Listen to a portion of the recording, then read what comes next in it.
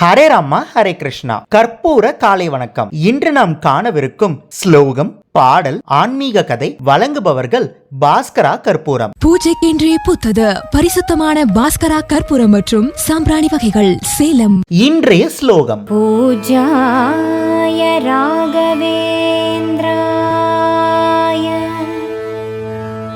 சத்யதர்மரதாய ச भजतां कल्पवृक्षाय नमतां कामधेनवे.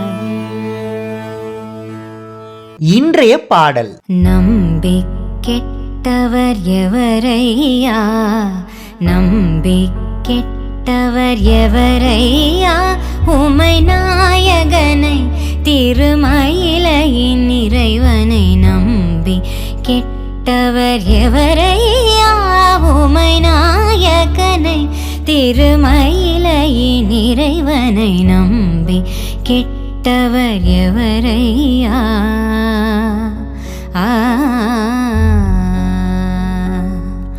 அம்புலி கங்கை அணிந்த ஜட்டாதர அன்பர் மனம் கவர் சம்புக பாலியை நம்பி கெட்டவர் எவரையா.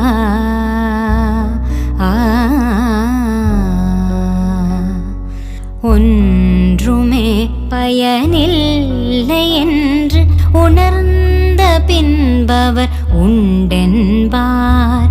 ஒவ்வொரு மனிதனும் ஒரு நாளின் நிலை எய்துவதுருதி. இதை மறந்தால் அன்று செயலிழந்தலமரும் பொழுது சிவன் பெயர் நாவில் வாராதே.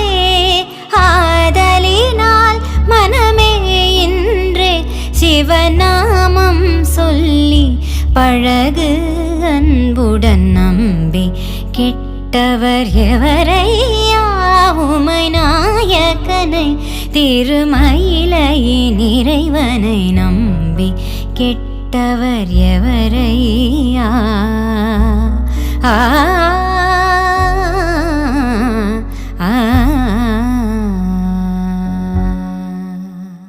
இன்றைய ஆன்மீக கதை. ஹரே ராமா ஹரே கிருஷ்ணா. இன்று நாம் பார்க்கவிருக்கும் ஆன்மீக கதை, மகாபாரதத்தை யார் எழுதியது? மகாபாரதம் எழுதணும் அப்படின்ற யோசனை யாருக்கு முதல்ல வந்தது அப்படின்னா வேதவியாசருக்கு தான் வந்தது. வேதவியாசர் 4 வேதங்களை கொடுத்த சந்தோஷத்தில் இருக்கும்போது பிரம்மதேவன் வேதவியாசருக்கு முன்னாடி தோன்றி, வேதவியாசரே, 4 வேதங்களை எழுதினீங்க, சந்தோஷந்தான். ஆனால் அந்த வேதங்கள் எல்லாருக்கும் புரியும்படி இல்லை, எல்லாருக்கும் புரிகிற மாதிரி ஒரு வேதத்தை எழுதுங்க அப்படின்னு சொல்கிறாரு. உடனே வேதவியாசர் யோசிச்சு, நம்ம ஏன் மகாபாரதத்தை எழுதக்கூடாது அப்படின்னு நினைக்கும்போது பிரம்மதேவன், நல்ல யோசனை, அப்படியே செய்யுங்க அப்படின்னு சொல்கிறாரு. அப்போது வேதவியாசர், நம்மளே எழுதுனா ஏதாவது ஒரு விஷயத்தை விட்டுடுவோம், நம்ம சொல்ல வேற யாராவது எழுதுனா நம்ம எல்லா விஷயத்தையும் அதில் கொண்டு வந்துட முடியும் அப்படின்னு நினச்சாரு. யாரை வச்சு எழுதலாம் அப்படின்னு யோசிக்கும்போது இதுக்கு சரியான ஒருத்தர் யாரு அப்படின்னா அது விநாயக பெருமான் தான் அப்படின்னு முடிவெடுக்கிறாரு. பிரம்மதேவனும் சம்மதிக்க வேதவியாசர் விநாயகரை அணுகி, விநாயகரே, நான் மகாபாரதத்தை சொல்ல எனக்கு எழுதி கொடுப்பீங்களா அப்படின்னு கேட்குறாரு. அப்போ விநாயகர் என்ன சொல்கிறாருன்னா, எனக்கு நிறைய வேலை இருக்குது, எல்லாருமே முதல்ல என்ன தான் கும்பிட்டுட்டு அவங்க வேலையை ஆரம்பிக்கிறாங்க, அப்படி இருக்கும்போது நான் ரொம்ப பிஸியாக இருக்கிறேன், என்னால் எழுத முடியாது அப்படின்னு சொல்கிறாரு. உடனே வேதவியாசர், இல்லை, நீங்கள் தான் எழுதணும் அப்படின்னு வற்புறுத்தும் போது விநாயகர் என்ன சொல்கிறாருன்னா, சரி, நான் எழுத ஆரம்பிக்கிறேன், ஆனால் ஒரு கண்டிஷன், நீங்கள் சொல்ல நான் எழுதிக்கிட்டே இருப்பேன், நீங்கள் சொல்கிறதுக்கு கொஞ்சமாக இடைவெளி விட்டால் கூட நான் ஃபுல் ஸ்டாப் வச்சுட்டு முடிச்சிடுவேன், அதுக்கப்புறம் தொடர மாட்டேன் அப்படின்னு சொல்கிறாரு. வேதவியாசர் யோசிக்கிறாரு, எவ்வளோ பெரிய கதையை எப்படி கொஞ்சம் கூட இடைவெளி இல்லாமல் சொல்லிக்கிட்டே இருக்க முடியும் அப்படின்னு நினச்சாரு. அப்போ தான் அவருக்கு ஒரு யோசனை தோணுச்சு. அவர் ஒரு கண்டிஷன் போட்டார் விநாயகருக்கு. விநாயகரே, நீங்கள் சொல்கிறது சரி, நான் இடைவெளி விட்டால் நீங்கள் நிறுத்திடுங்க, ஆனால் ஒரு கண்டிஷன் என்ன அப்படின்னா, நான் சொல்கிற ஸ்லோகங்களுக்கு அர்த்தத்தை முதல்ல நீங்கள் புரிஞ்சுக்கிட்டு அதுக்கப்புறம் தான் எழுதணும் அப்படின்னு சொல்கிறாரு. விநாயகர் பெருமானும் சம்மதிக்கிறாரு.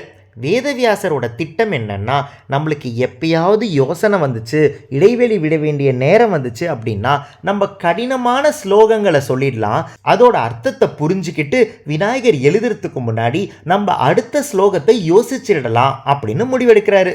இப்போ மகாபாரதம் எழுத ஆரம்பிக்கிறாங்க. உங்களுக்கு மகாபாரதத்தை யார் எழுதுனாங்க அப்படின்னு இப்போ நல்லா புரிஞ்சிருக்கும்னு நினைக்கிறேன். இன்று நாம் பார்த்த ஆன்மீக கதை மகாபாரதத்தை யார் எழுதியது? இந்த கதை உங்களுக்கு பிடிச்சிருந்ததுன்னா இந்த வீடியோவோட கமெண்ட் பாக்ஸ்ல கற்பூர காலை வணக்கம் அப்படின்னு பதிவிடுங்க. நாளை இன்னொரு புது ஆன்மீக கதையில உங்களை சந்திக்கிறேன். ஹரே ராமா ஹரே கிருஷ்ணா. பூஜைக்கென்றே பூத்தது பரிசுத்தமான பாஸ்கரா கற்பூரம் மற்றும் சாம்பிராணி வகைகள் Salem. ECG cards, Ramayana Mahabharata playing cards. Ramayana மகாபாரதத்திலிருந்து 108 கேரக்டர்ஸ் பத்தி நீங்க நிறைய விஷயங்களை தெரிஞ்சுக்கணும்னா இந்த ப்ராடக்ட் உங்களுக்கு தான். இது ஒரு பிளாஸ்டிக் பிளேயிங் கார்ட்ஸ். ஒவ்வொரு கார்டையும் இண்டிவிஜுவலா ஸ்கேன் பண்ணி அந்தந்த கார்டுல இருக்கிற கேரக்டர் பத்தி யூடியூப்ல தெரிஞ்சுக்கலாம். ஒவ்வொரு குழந்தைங்களும் கத்துக்கிட்டே விளையாடலாம், விளையாடிக்கிட்டே கத்துக்கலாம்.